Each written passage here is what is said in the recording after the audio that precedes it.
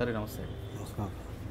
హాయిగా ఫోటోగ్రాఫర్గా ఉన్న చారి, ఇద్దరు ఆడపిల్లలతో ఉన్న చారి సడన్గా జైలుకి ఎందుకు వెళ్ళాల్సి వచ్చింది? అంటే మీ భార్యని ఎందుకు అంత దారుణంగా హత్య చేయాల్సి వచ్చింది? ఈ విషయాల్ని చెప్పే ముందు ఒకసారి మీరు పరిచయం చేసుకోండి, మీరు మీ కుటుంబం అన్న విషయాన్ని. నేను ఫోటోగ్రాఫర్ సార్. నేను వర్క్ చేసుకుంటూ మా పిల్లల్ని ఇట్లా పోషించుకునేవాడిని. అప్పుడు నేను వరంగల్ శివనగర్లో ఉండేవాడిని సార్.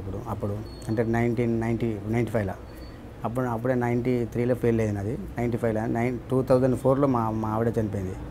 అయితే ఎప్పటికీ నేను ఫోటోగ్రాఫ్ పోతే నేను ప్రోగ్రామ్స్ ఉన్నప్పుడు నాకు లేట్ అయ్యేది, ఇంటికి వచ్చేసరికి లేట్ అయ్యేది.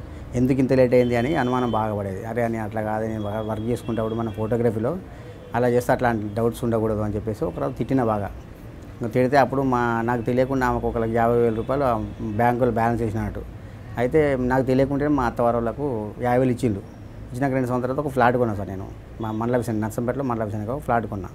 ఆ ఫ్లాట్ డబ్బులు కావాలి, మరి నువ్వు డబ్బులు ఇవ్వమంటే అప్పుడు మా నాన్నకి ఇచ్చిన అని చెప్పి లాస్ట్ అంటే ఒక 2 years తర్వాత ఇచ్చిన తర్వాత, అరే నువ్వు అడకరా పో అని చెప్పి అక్కడ నేను ఇస్తావా వస్తావా అని మా మామూలు ఇంటికాడ, నా ఇంటికాడ కూడా కాదు, మా మామూలు ఇంటికాడ బెదిరించి అది బెదిరిద్దామని ట్రై చేసింది. గ్యాస్ని పోసుకుని చనిపోతుంది, డబ్బులు ఇవ్వబోదని బెదిరి, నువ్వు సస్తా సాగు బతుకుతా బాబు అని మా మామ అన్నాడు.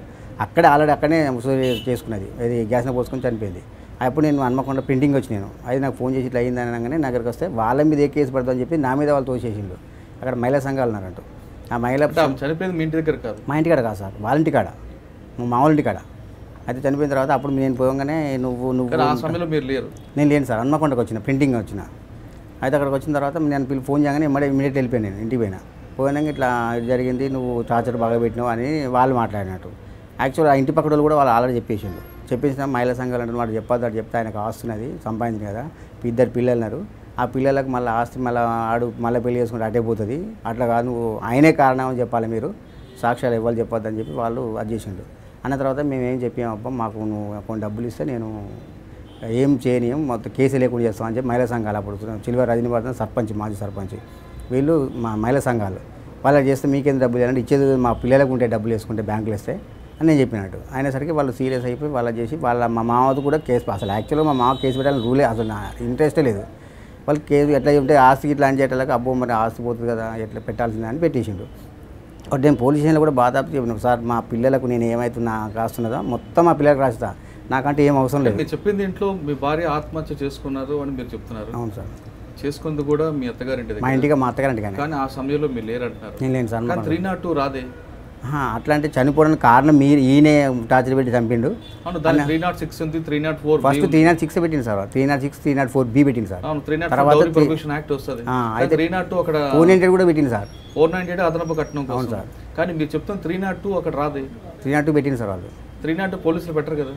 ఏమో సార్, 302 పెట్టింది మాకు. అంటే మీరు ఆ సమక్షంలో ఉన్నట్లుగా వస్తుంది. నేను లేను సార్, అది నేనే కారకుడు అని చెప్పి 302 పెట్టింది సార్. అప్పుడు మీరు కారకుడు అన్న పెట్టినప్పుడు 302 రా, 306 వస్తుంది లేదా 304B వస్తుంది.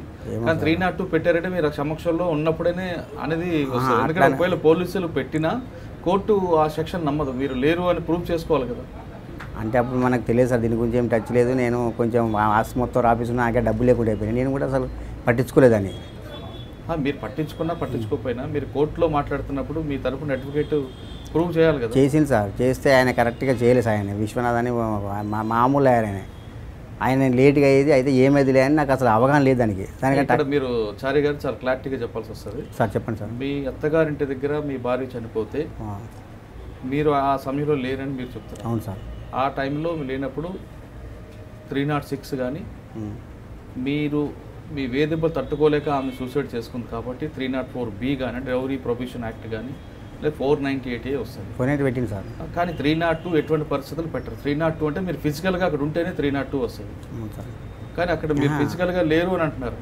అయితే అట్లా కాదు సార్. అయితే నేను మళ్ళీ వచ్చినా కదా సార్, వచ్చినాక వాళ్ళు నన్ను బెదిరిస్తాను, నేను వెళ్ళిపోయినా సార్. నర్సంపేట హన్మకొండకు వచ్చిన భయపడి, దానివల్ల నాకు 302 పెట్టింది సార్. నేను ఆల్రెడీ ఆమె చనిపోయిన సమయంలో వచ్చి నేను ఎంబడే వాళ్ళు కొడతారని భయపడి వెళ్ళిపోయాను. నేను నామినే పెడతాను, వాళ్ళు నామినే నేను చేసి భయపడి నేను వెళ్ళి సమక్షంలోనే అంత కిరోసిన్ పోసుకుందాం.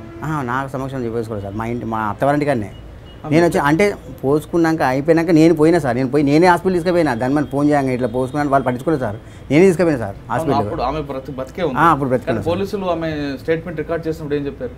అయితే అప్పుడు ఏం చెప్పలేదు సార్, మా భర్తది ఏమి తప్పలేదు అని చెప్పింది సార్. అప్పుడు నెక్స్ట్ కిరోసిన్ పోసుకొని ఆత్మహత్య చేసుకున్నప్పుడు మీరు వెళ్ళి కాపాడి నేనే తీసుకెళ్ళాను సార్, హాస్పిటల్ తీసుకెళ్ళినా. హాస్పిటల్ తీసుకెళ్ళినప్పుడు మేజిస్ట్రేట్ వచ్చి అప్పుడు రాలేదు సార్, అప్పుడు రాలే వాళ్ళు, అప్పుడు రాలేదు, వీళ్ళు చెప్పలే కదా, అప్పుడు రాలేదు. నేను హాస్పిటల్లో ఉన్నా, వేరే హాస్పిటల్లో ఉన్నాక మా బామ్మది ఇట్లా వచ్చి వాళ్ళ మీద ఎక్కడ పడతాను నన్ను కొట్టడానికి ప్రయత్నం చేసిండు.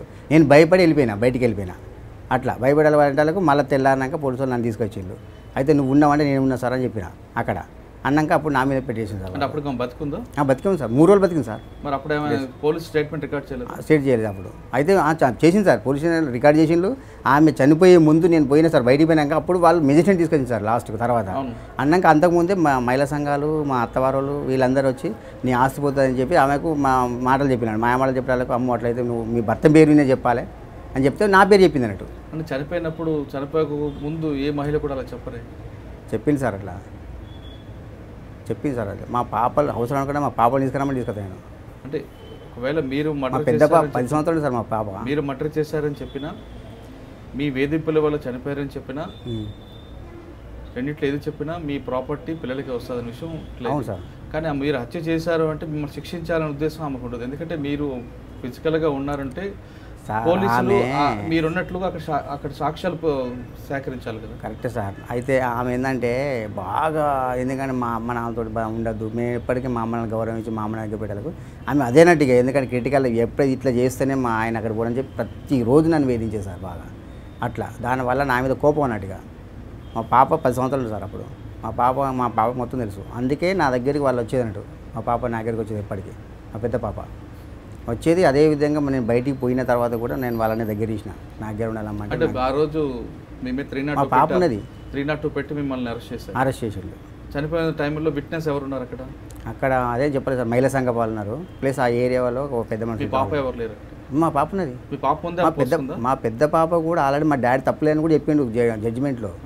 అయితే లాస్ట్ మూమెంట్ ఏంటంటే వీళ్ళు మహిళా సంఘాలు కదా, వీళ్ళు నా పేరు చెప్పించినట్టు. అట్లా చనిపోయే ముందు నా పేరు చెప్పించు, నువ్వు ఆస్తున్నది, ఆస్తి కనుక నువ్వు కనుక చెప్పు, ఆయన పేరు చెప్పకపోతే ఆస్తి మొత్తం ఆయనకే పోతుంది, అప్పుడు పిల్లలు ఆగమవుతారు, ఆయన పెళ్లి చేసుకుంటే ఈయన పట్టించుకుంటారా అని చెప్పేసి అట్లా చెప్పేసరికి నా పేరు చెప్పాల్సి వచ్చింది మా ఆవిడ. అట్లా చెప్పేసిన తర్వాత అప్పుడు మా పాప కూడా, నేను కోర్టులో కేసు అయింది కదా మహబూబ్లో, అక్కడికి వచ్చి కూడా మా పాప కూడా చెప్పింది, మా డాడీ మంచివాడు, మా డాడీ అట్లా అంటాడు కాదని కూడా చెప్పింది మా బేబీ, మా పెద్దమ్మాయి.